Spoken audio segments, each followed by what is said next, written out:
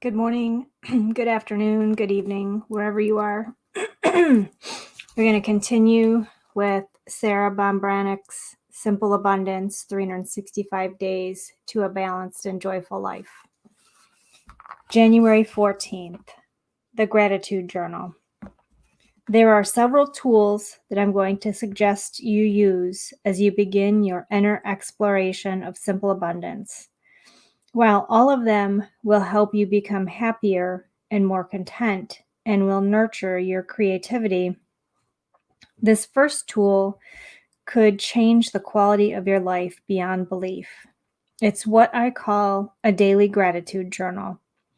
I have a beautiful blank book, and each night before I go to bed, I write down 5 things that I can be grateful about that day.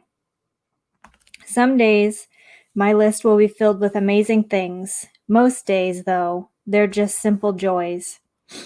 Mikey got lost outside in a fierce storm, but we found him shivering, wet and scared on a neighbor's roof.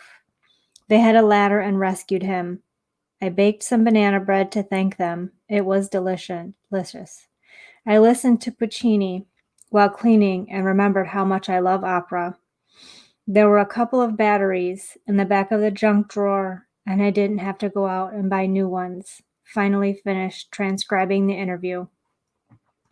The tech guys in College Park were able to fix the computer in a day. Glory be. Other days, rough ones, when I doubt I have even 5 things to be grateful for, I'll write down my basics. My health, my husband and daughter, their health, my animals, my home, my friends, and the comfortable bed that I'm about to get into. And even sometimes, just the fact that the day's over. That's okay. Real life isn't always going to be perfect or go our way, but the recurring acknowledgement of what is working in our lives can help us not only survive, but surmount our difficulties. The gratitude journal must be the first step on the simple abundance path, or it just won't work for you. Simplicity, order, harmony, beauty, and joy, all the other graces that can transform your life, can't blossom and flourish without gratitude.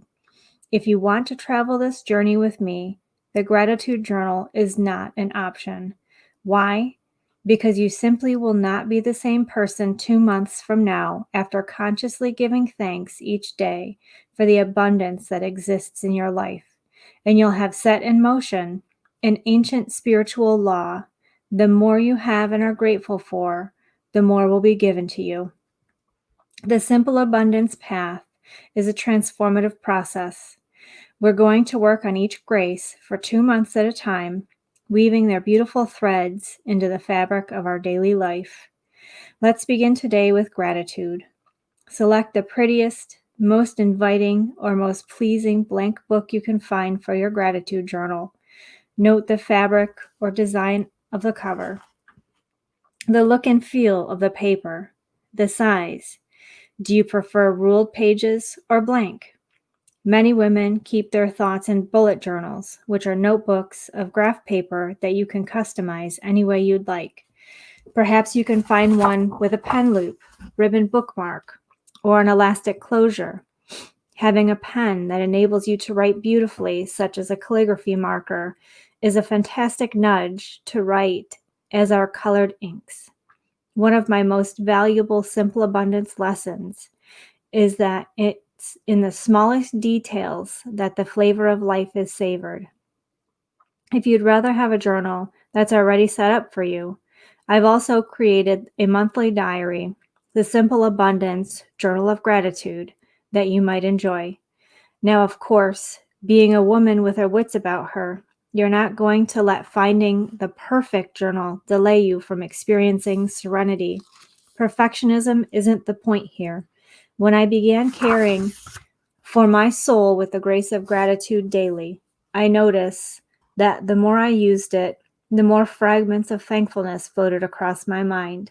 However, if I didn't write them down immediately, They were lost from my appreciative grasp. So in the beginning, I started using Post-it notes and index cards, carrying some in my purse, as well as stashing them in different places around the house. You may be used to taking notes on your phone, so if this works for you, by all means, grasp your gratitudes this way. You'll be amazed how so many pleasant, comfortable, or often overlooked moments of pleasure occur in an hour.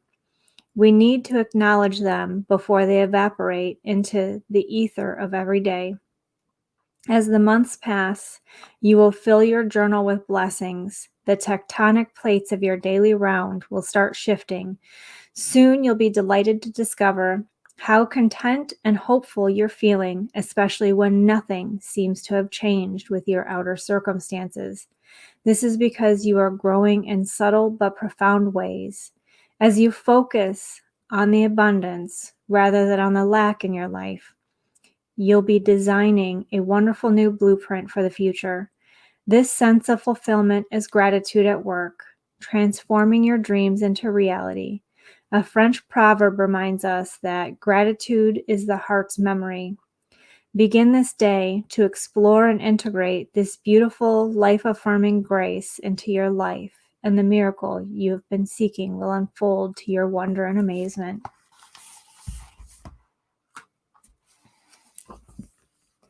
Just more great reminders that gratitude is a really great practice. I actually created a video that you can find here on YouTube and on Facebook called The Best Way to Start and End Your Day. And in that, I discuss gratitude and how, keeping a gratitude journal or gratitude jars, waking up in the morning, thanking your bed, thanking your pillow, thanking your house, your, furnace for keeping you warm, your blanket for keeping you cozy, all these things, waking up first thing in the morning and practicing gratitude. And then before you go to bed, practicing gratitude.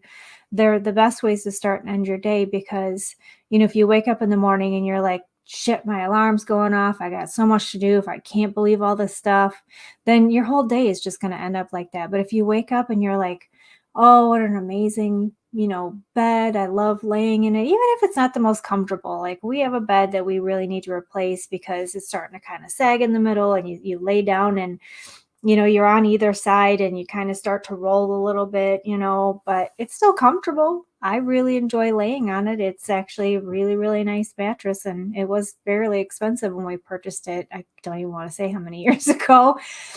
But I have a really nice comfortable pillow, and I have, weighted blankets, and I have a heated mattress pad because I live in Michigan and it's really cold right now. And we sleep with the bedroom window open so that we get fresh air at night. So having, a nice heavy blanket to keep me warm, and then the heat from the mattress pad, really makes me feel comfortable and cozy. So, you know, being thankful for these things. Honestly, like the heated mattress pad is one of the greatest things I've ever purchased in my life. This is, I think, our second or third one because they only last for a couple of years. But it makes sleeping so much more comfortable for me. And they're dual zones because I am really cold all the time and my husband's really, really hot all the time. So, I can have my side on hot and he can have his side not on at all. And we're both comfortable, which is really nice. So it makes a pleasant sleeping experience for both of us. So, just being grateful for these little things. I know it sounds silly because we take these things for granted because they're there every day. Like we use them, we don't ever really pay attention to them. But thinking about them when you first wake up or thinking about them before you go to bed really puts you in a really pleasant state and makes you really, really happy for everything that you have. So, check out that video, and I'll put a link up here to this to that video on YouTube. I can't do that in Facebook, but I can put a link to it in the comments. So until tomorrow, I hope you guys have a wonderful and blessed day.